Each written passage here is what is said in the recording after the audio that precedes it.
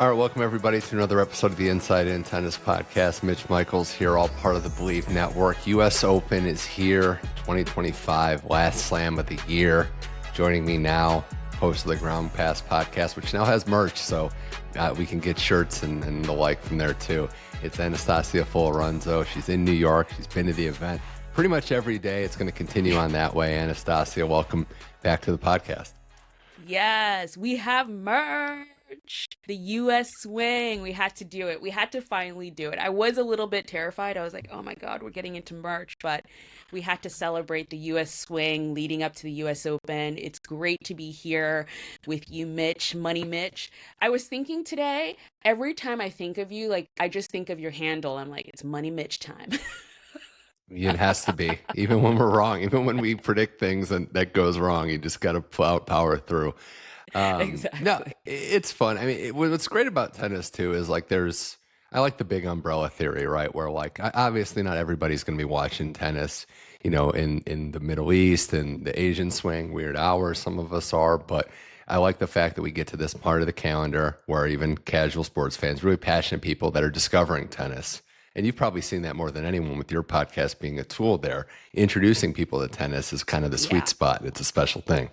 Yeah. And like you said, the US Open is literally I call it the most casual of slams. I haven't been to the other, so I don't know what it's like on the grounds of those other slams, but having been to the US Open for many, many years, I am constantly surrounded by people who have no idea who they're watching, are constantly Googling and being like, who's that? Oh, that person, they hit the ball really great, or what's that? Or they just have all the conversations around you are of people who don't know what's going on. They just came for the vibes and a honeydews. Like that is the theme of the US Open. They came for the vibes. The $28 honeydews.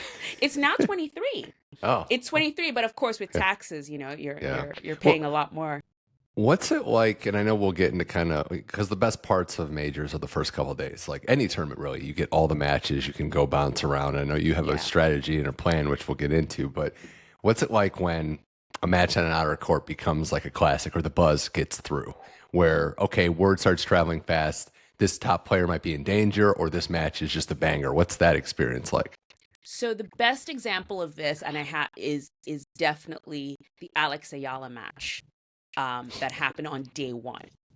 I went to that match with a buddy who actually was working at the tournament, and we were meeting up before his shift started. We went to the Alex Eala match with Clara Tauson. Let's just say the crowd, it was about, I think, a third full on the grandstand. We were there for the first set and just chatting. It was a vibe. The crowd, it was very Filipino heavy. So there were a lot of people cheering for Alex Eala. She won the first set. So it was definitely a build, and it was a great vibe for sure. Clara Tauson won the second set and was running away with the third.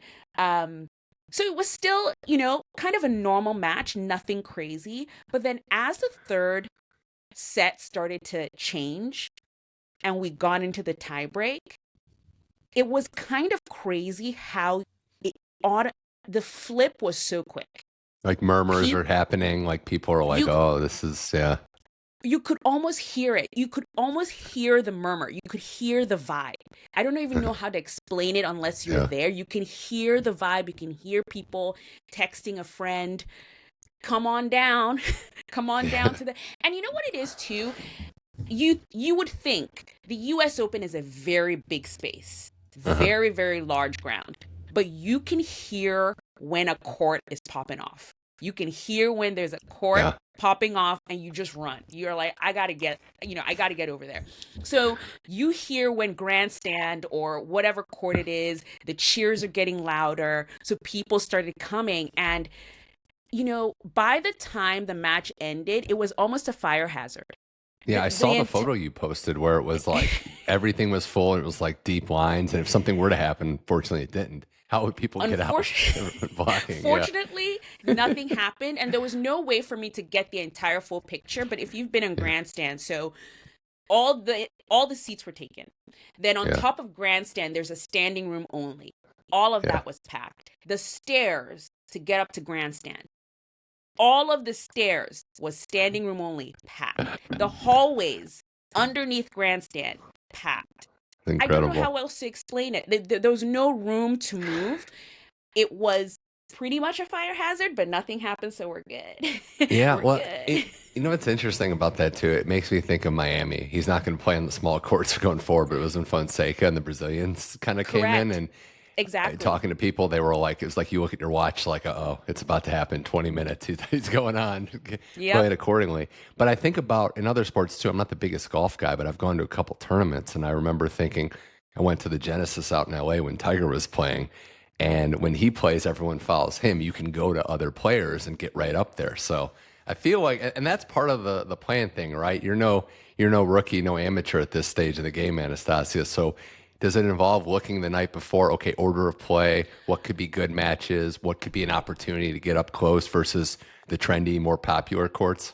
Yes, totally. And you definitely, you look at it, you make a plan, but then you also have to leave room for flexibility, because sometimes you make a plan and you're like, great, I'm going to go to this match and, it could be great. For example, let's pick the day, I was like, oh, I have to go to the Emma Raducanu match and see how that goes. You know, that wasn't exciting. Hmm. She crushed. No. She just, she flew through it. And I remember I went on X and I posted, I was like, guys, this is a bit of a boring one. She's flying through it. Where should I go? And everyone was like, oh, go to court 5. There's this girl, young Czech player, Tereza, what's her last name? I'm going to find her Oh, last yeah. name. And, that turned out to be an epic. She beat Lucia Bronzetti, packed court on court 5. Yeah, Excellent Valentova, match. right? Valentova. Well, and Excellent she's match. demonstrative too, which we also Oh enjoy. my gosh, she's so like just pumped and just excited like about everything. So you have to sort of like, you make a plan, but you also have to leave room to just sort of like also follow wherever the cheers Yeah. are and wherever people are going to as well. And you know, and just be willing to I'd never watched Valentova before. Didn't even know about her, even though she came through qualifying. She wasn't one of the qualifiers that I was following, and now I'm gonna go watch her second round match. So I think it's make a plan, but also be flexible. Yeah, totally agree. It's also, and it's worth repeating, tennis is the only sport where you're not knowing how long these matches are going to go either. Yeah. So you don't know what time, other than the first on, when these matches are going to start. Even the night session can be delayed, which we know. And then before we move on to some of the storylines in round 1, which is still ongoing, Anastasia, how do we feel about the 3-day first round? And I know there's reasons for it, presumably money and, another day at the gate, so to speak. But from the tennis side, right, I think, it showcases thing. It kind of limits the congestion, which is good. And it gives some more of a platform to showcase some matches that otherwise would have been lost in the shuffle if it was only 2 days. Correct. Look, money talks. We cannot avoid that. But for me, I actually prefer the 3 days. I prefer the Sunday start.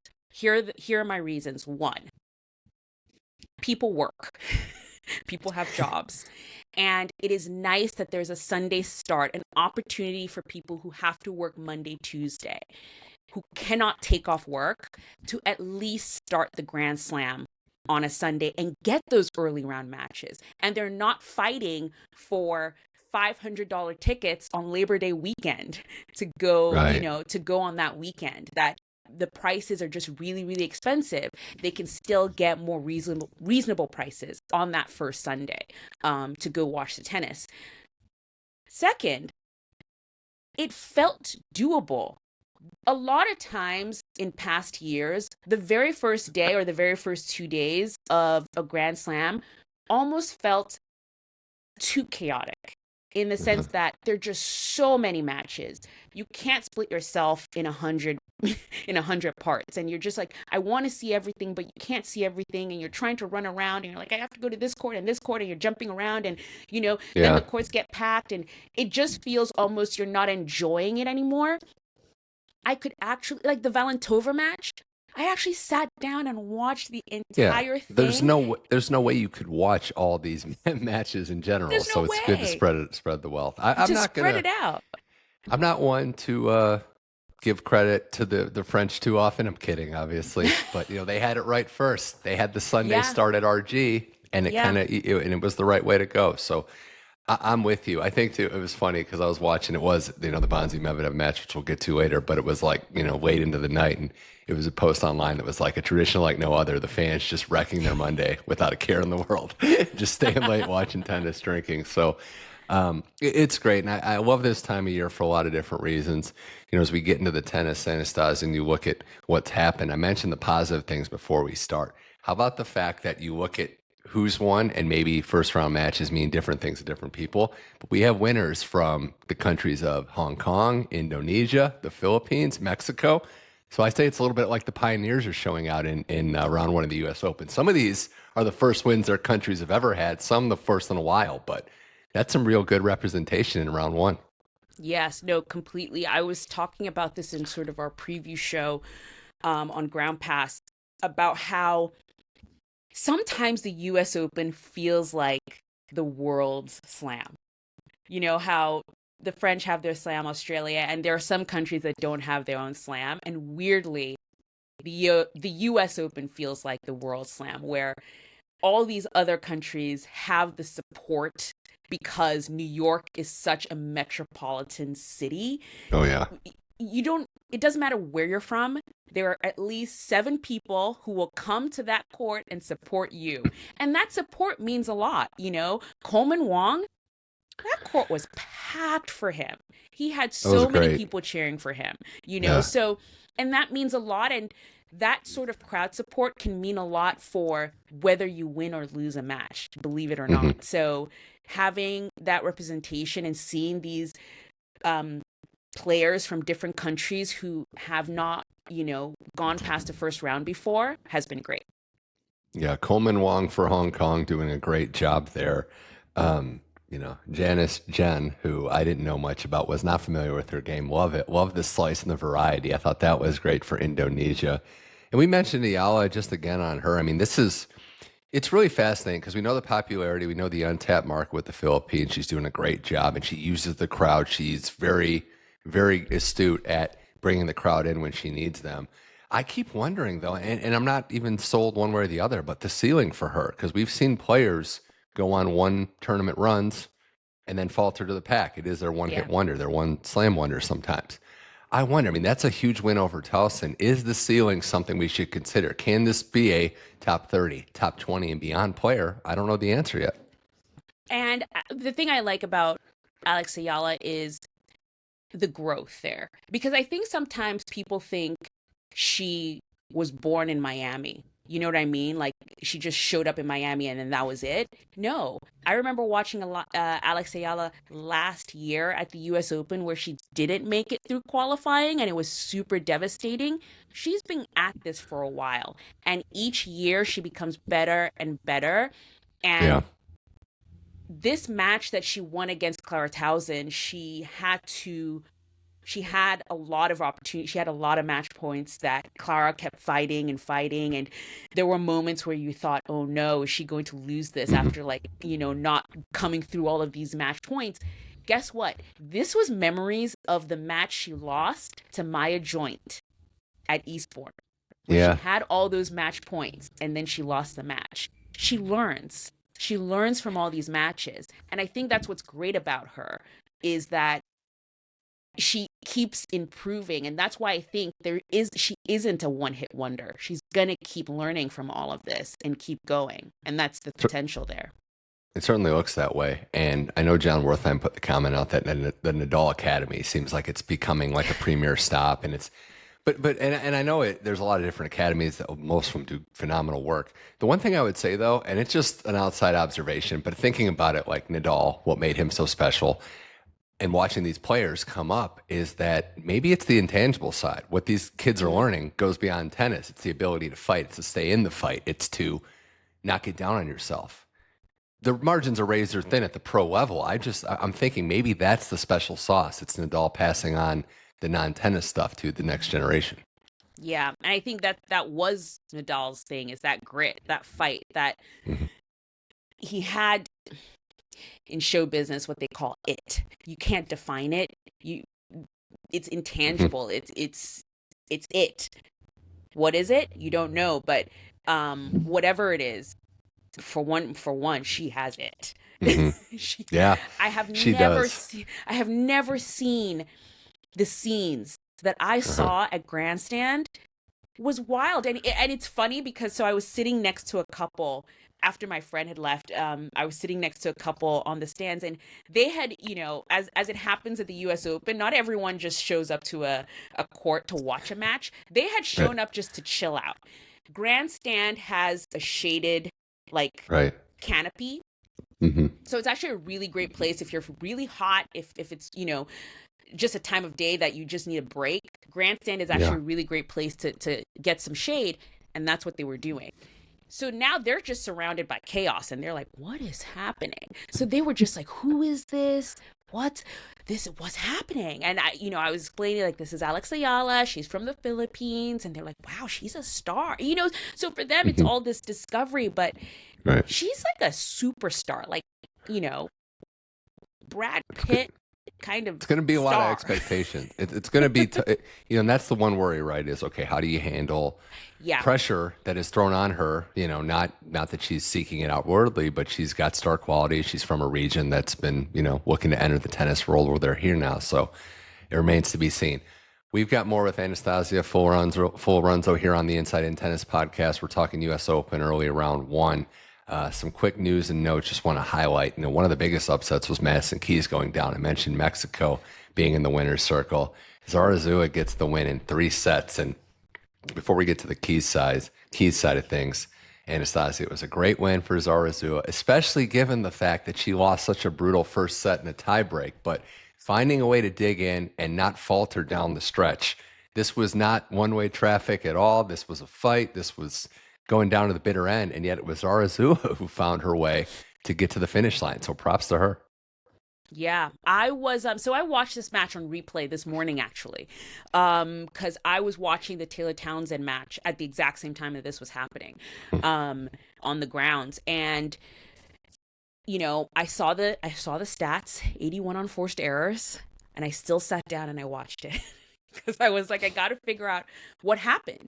Like, how is this possible? Because Zarazua is someone who I started following last year, at the end of last year. I was really impressed with her game. And, she started training in Florida, starting in the off season at the end of last year. And I was just intrigued. And she hasn't really had the season that I expected. So coming into this match, I'm sorry, but I could not have expected this in any way, shape, or form. I thought, you know what? Easy first round for Madison Keys. We're going to go on to the second round. I didn't even think about this match. I really didn't. So imagine my surprise. I had to watch to see what happened. Well, the last game, what happened was 4 forehand errors into the net for Madison Keys. And she's going to look at this year and think happy thoughts because, of she's, course, having, had the Grand Slam, has been fighting her way through, breaks through, and that's fair and that's well deserved. But this was a wasted opportunity, and it was unfortunate because she acknowledged that the moment the pressure got to her, that she's put a lot of pressure on winning. It's made me think too, when players win in any sport, there's no guarantee that it trends upward. Like, you put so much energy and effort into getting to the summit that follow-up act is just very, very hard. It's like what the old coaches say, you're back to the world of 0 and 0 now. You're on a level playing field. So it did look like the moment got to her and she was playing a player that just wouldn't go away. Right. And that was the thing too. All the errors were so, a forehand error into the net. 4 times. Yeah. It's crazy. That's, it was tough. It was a really tough watch, even on replay. And I think she'll, Asia's coming up next. She'll have the break, now before that, and hopefully can come back and finish the season strong, the end of the season. And yeah, I think she plays. I don't know if she's qualified yet, but she's close for end of, well, they have the slam winner thing, right? So as long as she doesn't fall out of the top 20, which she shouldn't, I think she'll be okay. Exactly. So I think she does end of year finals, and yeah, it's been interesting because it's funny you say that about the pressure, because weirdly, based on what she said after the Australian Open, I actually didn't think Madison Keys would have that reaction. Like the whole sort of like the weight and the pressure and expectation of now she's a Grand Slam champion and you have to do it again or even need to do it again. I thought she would sort of like be playing with house money and just, take it easy. But it's actually interesting to see that she actually did take that on and she did have that on her shoulders. So it's going to be interesting to see how she moves forward. It's a lot to deal with for sure. And since you mentioned her, I just want to also give a shout out. Taylor Townsend, #1 doubles player in the world, but also has turned herself into a quality singles player too. So, we'll see how it goes for her. But I think what makes her so effective is that style of play that is derived from doubles. She'll come forward, she'll get to the net, she'll put pressure on, and a lot of players just don't like that. No, they don't. And by the way, Taylor Townsend would like to be known as a tennis player. I talked to her in Cincinnati, and it's very interesting, her perspective to it. She doesn't like the distinction of singles and doubles, and it's a very interesting way to look at it. She's a tennis player. She plays doubles and she plays singles and doesn't want that sort of separation and delineation. So it's she takes both seriously, and based on the match that I watched yesterday, I mean, people watch out. She's coming for that singles title as well. She's playing really, really well, moving beautifully. And like you said, her touch of the net is unmatched. So, she's looking really, really good. We're watching out for that. All right. So everyone was talking Sunday night about one match in particular, and we know what that was. Benjamin Bonzi defeats Daniil Medvedev in 5 sets, and the least straightforward match, but maybe the most U.S. Open match ever. A lot of stuff went down in that match. We're going to try to just get through it. And if you want to look at the detailed dive, I recommend our guy, Gil Gross's 19-minute video highlighting everything that went down in that match. But as far as we're concerned here, can start with maybe the first positive of it, Anastasia, is that Benjamin Bonzi found a way through the madness. Because I think we're going to start, we're giving credit to the winners and all things. So starting with him to get through what went down and everything that went down, and to rally when he was actually physically very compromised in set 4, down a break in set 5. I was very impressed with his game, his mental toughness, and his ability to really, in a lot of ways, treat it like understand the assignment, knowing that if he turned things around, the crowd would be back in his corner. It is New York, and they were cheering for him in the 5th set. So first things first, props to Benjamin Bonzi for a hard-fought victory. Yeah, that's the thing about U.S. Open crowds that I tell people. Just a very quick aside, but I was at the Jack Draper and Federico Gomez match yesterday, and I think Gomez won the 3rd set, and the crowd were screaming for Gomez. Like they were his biggest fan. They want more tennis. They want more tennis. New York crowds will cheer for whoever is losing. They want more tennis. They want it now. So I think Benjamin Bonzi either understood that, or if he didn't, that's just what happened. So they're a fickle crowd. They just want more tennis, and if you can give them more tennis, they will cheer for you. They will try and make that happen for you. So I was really happy when I woke up to the result, and I watched the rest of the match and saw that he was able to sort of rally through, because in that fourth set, it looked dire. It looked really, really bad. But he was able to rally through in the 5th.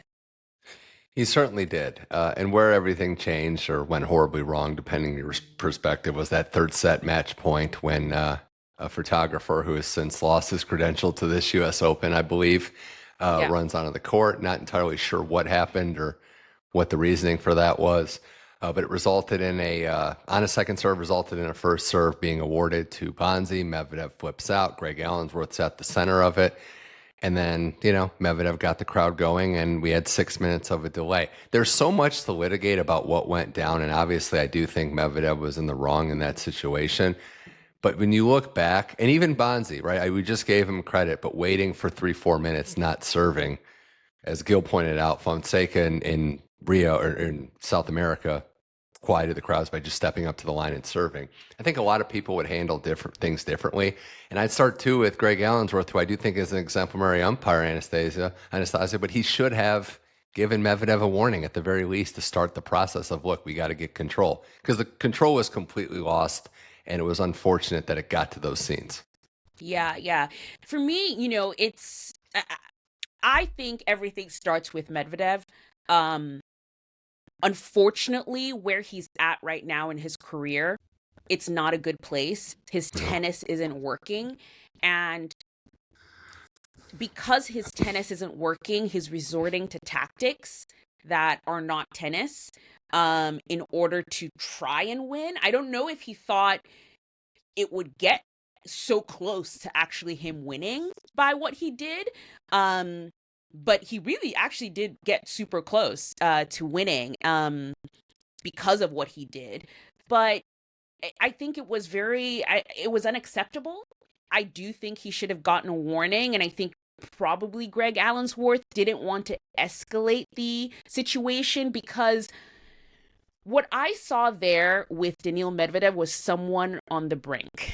Like, it was really bad. Like, look, I've talked to a few members of his team, and I don't think he's a bad guy. By all accounts, a good guy. He's got an anger issue on the court, and the tennis this year, he won one match in a major this year. It's been 3 straight first-round losses, so he's clearly going through it. I also think that there's, and that's my critique of umpiring, and I've heard this before. Like, players will take advantage of any opportunity they can. They will, if you give them rope, they'll keep tugging on it until you say no. So I do think that I don't think it was, I agree, like out of line, trying to use a tactic to get back in, but I don't think it was premeditated, because I think a lot of players would have been upset if a cameraman, and it was the right call, I just want to be clear, it was disrupting. It was a bad break. Bad breaks happen in sports, and we see athletes flip out because of that. And that's my only critique of Allensworth, is he's got to be like, look, enough, we have to calm down. But it was, the other side too, Anastasia, is that there's the spectator, there's the consumer side, that people like drama. So people tune into this, and there's a lot of people that were mesmerized by what they were seeing. Yeah, no, totally. I don't think it was premeditated, and that's almost the problem. Like, he's on the brink, he's on the edge. Like, there's something going on there, and I don't want to be an armchair psychologist here. He has a team who can deal with that. But, and again, I'm with you. I do not mind. Like, I would not have been afraid of the fear of escalating. I would have given him a point penalty if that even had to, if it was me, just to like stop everything. Yeah. But in terms of, especially with how Medvedev was inciting the crowd, like, it was one of those things where there's one thing to sort of like, oh, you do the egging on like a bit, but he just kept going and going and going, and you can almost see the moment where he realizes he had gone too far. Yeah, he was trying to quiet them. And then he's trying to quiet them, but I'm like, my dude, you've gone too far. It's New York. They're like, it's past, what was it, 11, almost midnight? They're gone. They're like 14 honeydeuces in, Yeah. So it was just an unfortunate situation. The person I feel the worst for is Benjamin Bonzi in all of this, because he was serving for the match. He was serving for the match, and this was all done because you're losing the match. You didn't know what to do. You're upset that you're about to lose again to the same person in the first round, and you're just trying to do anything. Yeah, anything and I agree. My only pushback would be, I think a lot of players would be upset given what happened and that the player gets a first serve. But I think Medvedev's case, which highlights the problem, is he went way too far, and I don't think most players would do that. I think if a cameraman, Yeah, but my whole thing is that I actually want to push back on that. I don't think any I don't think other players would have been upset with the first serve. That was a massive, because I actually had someone respond to me online being like, "Oh, but it wasn't that bad of a disruption." I was like, No, "Excuse me, I agree. a guy walked on the court. I think that's it's a massive tough disruption." it's tough to put a percentage, right? Because if you're on the baseline, you're locked in and you see a player go and then something happens and you lose a break. Like in the moment, and this is where I give athletes, even like the Sabalenka stuff, the press conference, like it's such a high stakes, high stress game that we have the luxury of not being invested. We can look at the bigger picture and be like, come on, it's not that big of a deal. But in the moment, and when I say like get upset, it could be walking over to the umpire and being like, is that really a first serve? Is it that big of a disruption? He says, okay. And then player just walks back. I think there's a lot of players that wouldn't have just stayed on the baseline and been like, okay, sure, let's go. But that said, I don't want to take away from Bonzi. He won the match and he moves on. So we'll see what he does here. More on the U.S. Open on the positive side, or maybe not the positive side, but the buzz, pun intended, of the tournament now is Alcaraz's hair, which I don't understand why players are wasting good hair years like Alcaraz. And, there's been lots of comments like, did he get his hair cut in the dark? Did he lose a bet? What's going on? But when you saw Alcaraz emerge from the tunnel or to the practice court yesterday, what was your initial reaction? I didn't have a reaction. I really didn't. Like, maybe, I don't know, guys. I have no idea what is happening. He cut his hair. I don't, he did. He's done this before. He's done this before. And that's the thing. He's known to just like randomly cut his hair before a match, which I didn't actually realize I was this much of a superstitious person. I can't remember when was it during the French Open, maybe? Maybe it was during the French Open where it was between rounds or something, where I think it was because, as we know, Alcaraz, his hair in general grows like a weed. Like it's Him one of those Djokovic. things where it's like he like, in the beginning of the tournament, he cuts his hair. By the end of the tournament, he looks like a freaking, Godzilla, or not Godzilla, but like he just grows hair really quickly. Anyway, I think it was the French Open where he like didn't cut his hair before the tournament started. And then it was like either round 2 or round 3. And then he cut it. And I was like, yo, we don't do that. You start the way you start the tournament is the way you finish. Yeah, no, I agree with that. I agree with that. And he was cutting it close because you cut it before your first match, but after media day was a little different. Exactly. We don't do it, in the middle. So when I saw that he cut his hair, I was like, oh, whatever. I don't know. He cut it, but at least it's before the first match. It's not like in the middle of round 2 and round 3 or something like that. Yeah. Didn't think anything of it. And then I go online and I'm like, why is everyone freaking out? He cut his hair. And then they were like, oh, it's the buzz. And I was like, okay. Because for me, I just thought, oh, it's a different hairstyle. I think part of it is we talk about how he marches to the beat of his own drum. This is another example of that, but also his reasoning, like when he talked afterwards, he's like, yeah, I don't know. He said they took a little too much off, so we just decided to buzz it. Well, so I watched it. He said, so his brother was cutting his hair and took too much off. So his brother was cutting his hair, took too much off. He didn't like it. So then decided to just shave it all off, which valid. Valid. But then my whole thing. So what I posted this morning actually was, I don't know if everyone remembers, but basically 2004, 2005, Brad Pitt did this crazy, he had the long blonde hair that everyone loved. And then he shaved it off during Troy, that movie he did. And then there was also another movie in between. But anyway, he like shaved off his head, which it was like a big thing back then. That was actually weirdly my first thought when I saw him with the 90s jersey, with the Nike 90s jersey, was literally my first thought. I was like, oh, it's like a throwback, like late 90s, early 2000s Brad Pitt kind of look, because that's what's in right now. That's literally what I thought. But we'll see though if it affects his tennis going forward. His hair's going to grow back tomorrow. Literally tomorrow, he's going to have hair this long. He's going to be fine. We'll see if it affects his tennis. It didn't against Reilly Opelka. Was able to get through there. Well, we're waiting on Sinner, who played today, but starting to see the contenders take the court, which is good. And then Jack Draper, who maybe we'll see. I mean, he's another one. Can he challenge? I was looking at it from the handicapping perspective of you have your top two. You'll see Draper, Zverev, how he plays the Americans, but then there's Novak Djokovic, who beats Lerner in straight sets. I'm always What did you think of that match?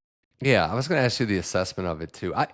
I think for Novak, the name of the game and the hardest thing to answer from the outside is what's his body going to be like in 4 or 5 matches if we go later in.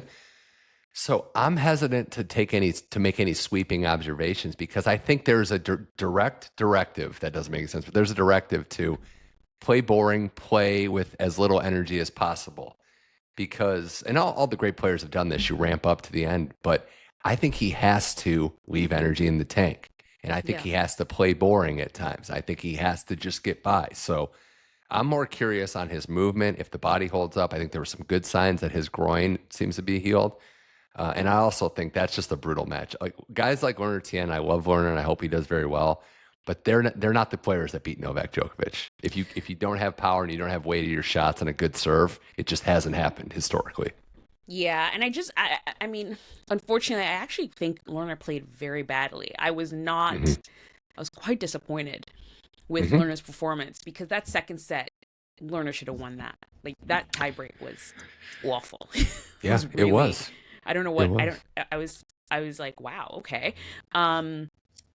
Yeah, so because Djokovic, and yes, I understand the whole thing where Djokovic does the thing where it's like I'm dying and then he wins the match. I get that, but he really looked bad.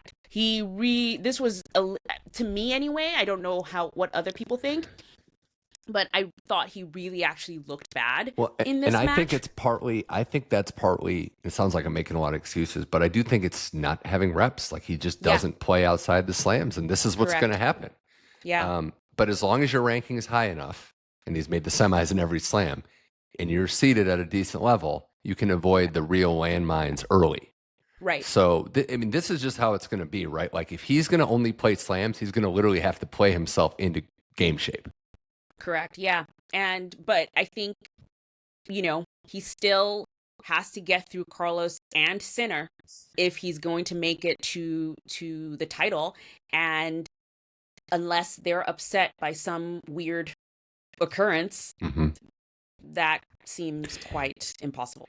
I'm with you that I don't think that will ever happen, but I do think there is a chance, there's a better chance that an upset happens and that's the path versus he won't beat both of them. If that happens, I'll gladly eat my words, but correct. Yeah. Yeah. Same. It's, same. I totally will. But, yeah. Yeah.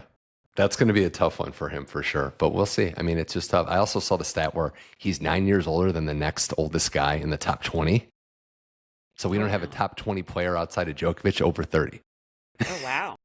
Wow. For all the people that talk, for all the people that talk about, players are lasting longer and they are, and the, longevity, the youth movement is here. Here we are. Yeah. So yeah. The babies are taking over. They certainly are. A couple more things here. Anastasia Folorunso, Mitch Michals, Inside In Tennis Podcast. Talked about the American men. Ben Shelton looking good early. Tiafoe looking good early. Mickelson out, unfortunate. We'll see what Tommy Paul has off the injury. And poor Sebastian Korda just can't get healthy. We were texting about that too. And it doesn't set up for a long-term future if you're dealing with the injury bug in your early 20s. Like some athletes are just snake bitten. And unfortunately that looks to be the case with Sebi. Yeah. Yeah.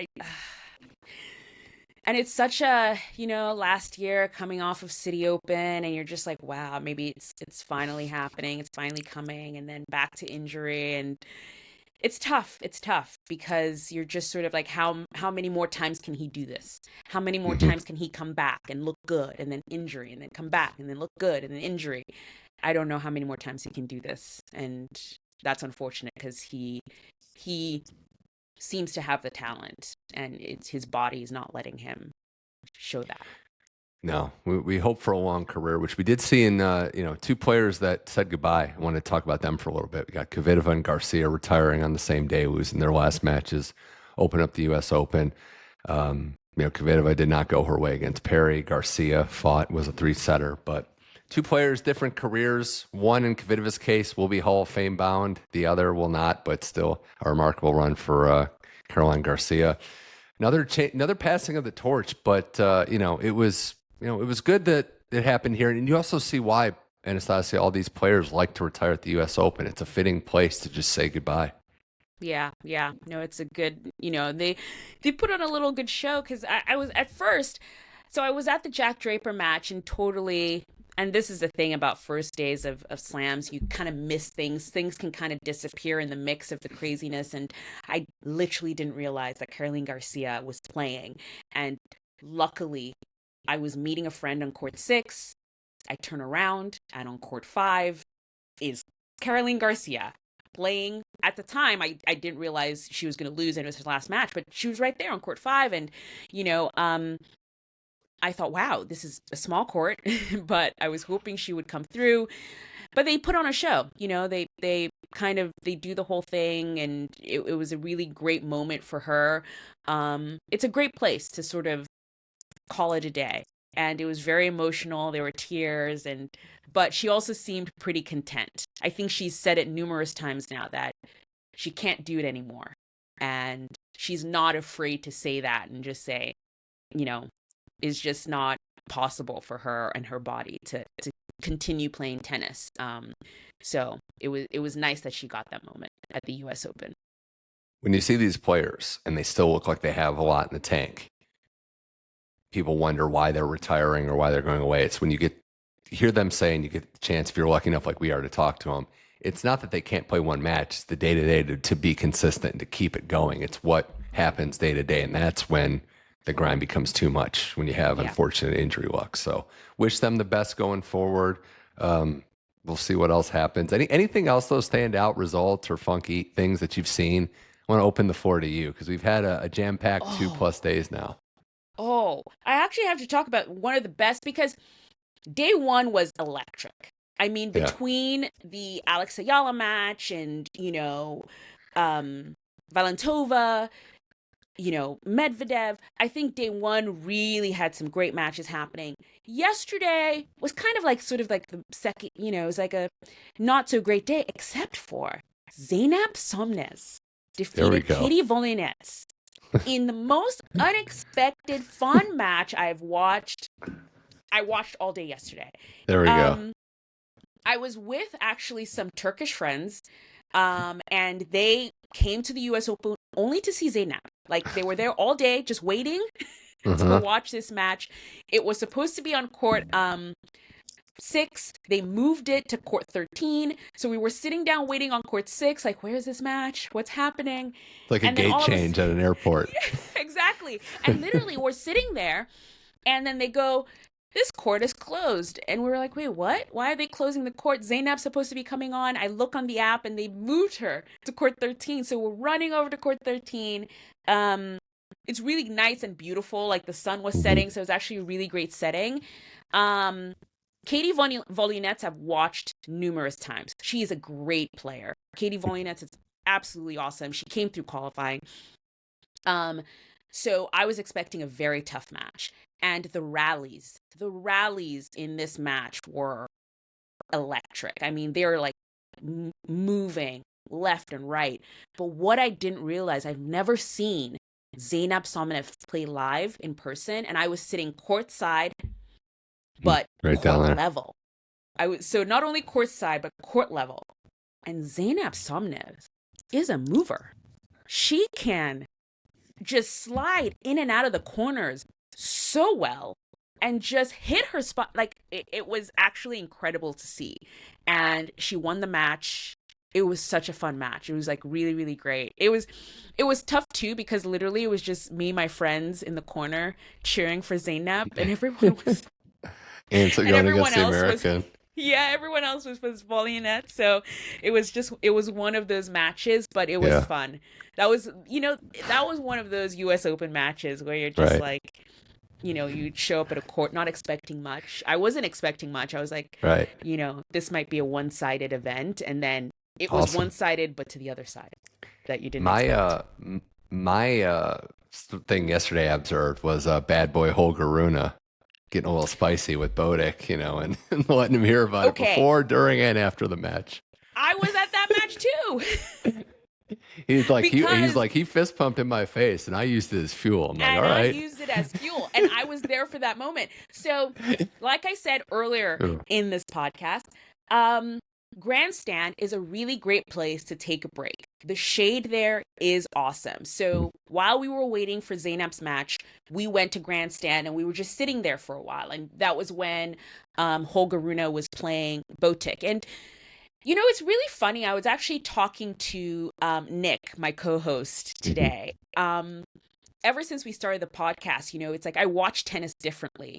Right. I watch tennis in a very specific way, and these days I watch tennis alone because it's easier for me to focus on the match. Yeah. Better. Yesterday was the one day I went to the US Open with friends. And when you're watching the US Open with friends, casual fans watch tennis way differently. They just want to go to different places. They want to go here and then go here and then go here. So I was hardly watching a match to completion, let alone watching a full set. So we were just moving around everywhere. But luckily, we ended up taking a break on Grandstand for most of Holger Rune's match with Botic. And that was fun. That was a fun match because it was very contentious. It was very... I was like, guys, but we're from the same part of the world. I know. Maybe that's what friends? the beef was. I think too, I talked about Holger. I think his issues has been failure to launch in a lot of these tournaments where, he hasn't gotten off the ground running. If he can, if he wins this match, that's good. Maybe sets up a showdown, I think round 3 with Tiafoe. I mean, that could be a good one. So he's got an opportunity there for sure. Other notes I had, we saw, fortunately or unfortunately, depending on your side of it, but Barbora Krjecikova beats Mboko and pretty much handles her in round 1. I thought that was an interesting one. I think Mboko coming off of that one. Yeah. Mboko coming off of a transcendent win, hadn't played Cincinnati. What's the follow-up act? We talked about it with Keys, how tough that is. And Barbora is tough. Like if she's healthy and fit, she's won 2 majors. She just knows how to win matches and figure out a game plan on the fly. So it was a tough task, and ultimately Barbora just sliced her up. Yeah. And because I didn't watch most of that, I came for the end of it. So I don't know if that was just Barbora just, like you said, slicing her up and that's it. Or did the wrist have anything to do with it? Because I saw it was still wrapped, but I don't know. The other thing too was the serve. The Canada run was amazing for so many different reasons, but one of them, when you look at the stats, I'm not the biggest analytical guy, but she was winning matches that were kind of not miraculous, but just sensational. And even with her serve kind of going away, couldn't get away with that today. Serve wasn't working and was not able to find a way in. But you could say Rybakina, maybe Naomi let her back in or gave her an opportunity to come back in some of those Canada matches that wasn't presented against Krjecikova. So still a long time. I think it's some time to work. The end of the season is going to be good. She's still only played in like 7 or 8 main draws of these tournaments. So that was an interesting result. We talked about Andreeva just destroying Alicia Parks. That maybe it's Andreeva didn't have any momentum coming off of some injuries. Maybe that was her welcome, don't forget about me moment when a crowded women's field that features Sabalenka and Iga at the top. Maybe Andreeva is just going to throw her hat in the race. Yeah, I think that was actually a really big statement because coming into that match, I actually, that was my big upset match. That was the match I was like, guys, this is going to be upset watch right here. And Mira Andreeva saw that and she was like, watch me work. Get my driver's license later. She saw that text and she was like, watch me work. I'm going to give you a love on one, okay? Okay. So Iga winning her match too. Are there any other, how do you assess the field right now on the women's side? We have Sabalenka defending champ. Pegula got a win. Iga win as we record this. Andreeva. But how do you assess it, or any other sleepers? You're looking at Coco, obviously, too. It's just fun. There's something right now with the women's side that's just fun. because there's so many contenders. It's not just, on the men's side, unfortunately right now, you're just like, okay, so when are Carlos and, and Yannick, when are they going to meet? How long do I have to wait till they get, till they get to the end? But on the women's side, you're just like, it's just, there's so many contenders. There's so many people that could possibly get there till the end. Yeah. Jasmine Paolini, she has a tough run to it too, but you're sort of like, she could do it. She got a really great, like, sort of like boost at Cincinnati, got to the finals there. She could kind of make a run. Who else is kind of there? I don't know. It's just like there are a lot of people, I think, in the women's draw that could sort of light up and make a run for it. If these Americans get hot as well, Navarro winning, Anisimova, another one. Anisimova, yes. I said this last week. If Coco pulls this off, it's like one of the greatest accomplishments in sports, and shows, because I just the timing. I respect her as a competitor. There's no precedent for this. Like, just making a huge coaching decision to try to revamp a shot that clearly, if she gets more serves, then she wins more of these matches. So that remains to be seen. Well, the last two things I have, this has obviously been a fun chat, Anastasia Folorunso here on the Inside in Tennis podcast. Number one is the fashion thoughts, because it has been good, it's been bad. So there's been, and I'm looking, when I say bad, I'm looking right at you, Adidas, but what's your thoughts on some of the outfits? No. Oh, we disagree. You like the soccer outfit. We disagree. You like the soccer like Adidas look? Wow. Yes. All right. They are thinking outside of the box. This is the box. I kind of thought Borat They're when I first saw it, but yeah. No, because look, guys. I get it. It's different. But think wrestling outfit. And here's the thing. Sakura is one of the people who can pull it off. Andre the Giant. Not everyone can pull off that look. Sakura pulled it off, and then unfortunately Camila Osorio, who's not in the tournament anymore, she pulled it off too. So it's definitely a certain type of player who can pull off that look, because it's very extreme. Very extreme. Also, I understand people keep calling the sort of it's an ink sort of splotch color. People keep calling it like a poop stain. It's not. It's an ink splotch. Like, pretend you have a glass of water and you drop ink into it, and it makes that sort of like design. That's what it is. You probably need to see it in person. I saw it on Katie Volinet's close up. Gorgeous. On Jessica Pegula up close. Gorgeous. It looks great.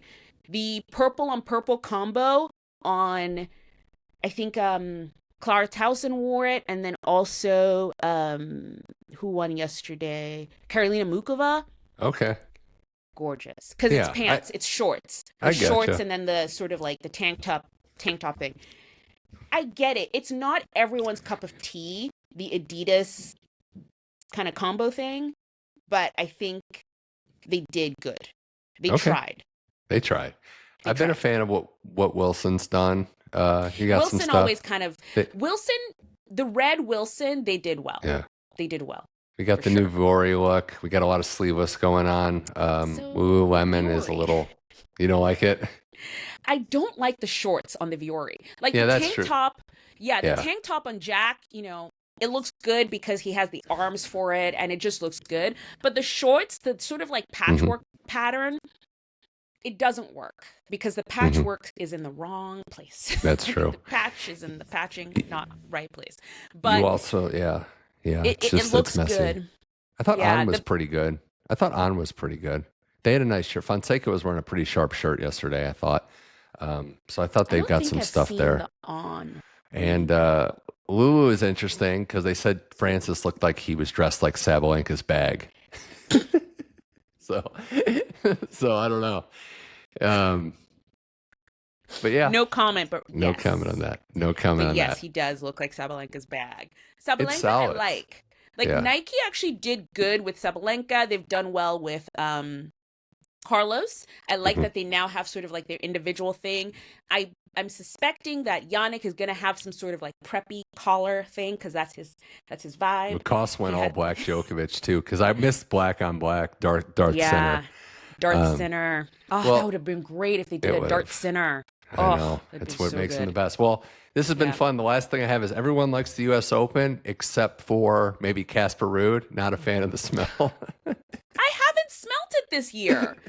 I even went to court 17 just to check because I saw Casper's thing and I was like, oh, let me go to court 17 because that's where you really do get it is Yeah. court 17. Yeah. Because it's right by the entrance and by the For park sure. there. I didn't, Casper. Where? Casper. I Maybe know. he means in the city, like Could be. where he's staying in the city, but definitely not yet on Could the be. grounds. Casper. It could be. Someone's like, I mean, yeah, people had their theories for why he said that. Were you practicing next to Holger and his mom? You know, theories like that. Just a theory, just fan fiction. That's all it is. Not serious. Anastasia, always a blast. Keep up the great work on Ground Pass. I know you have great content coming Thank up. you. And you'll be at the grounds pretty much every day. So I know the fans will come see you. The ground passers, is that what they're called? They're called the ground passers. If you see me on the grounds, just come say hello. We have merch now, so grab your merch. Ooh. It's great. Grab your merch. Anastasia Folorunso, thanks so much, as always, for coming on the Inside in Tennis podcast. Awesome. I always love jumping on. Thanks for having me. That was Anastasia Folorunso. This is the Inside in Tennis podcast. I'm your host, Mitch Michals. We are on all your platforms. Just go to Apple, Spotify, iHeart, Amazon Music. Subscribe to the show. Subscribe so you get every episode automatically downloaded. You only need to do that once. If you're so kind, leave a nice rating and a 5-star review as well. And subscribe to the YouTube channel at Mitch Michals for all the video episodes of this and every outstanding episode. We're back in a couple days. More U.S. Open talk. So much to get to in the Big Apple. Can't wait for this tournament to unfold. For Anastasia Folorunso, I'm Mitch Michals. This was the Inside in Tennis podcast. Thank you for listening, and I'll talk to you soon.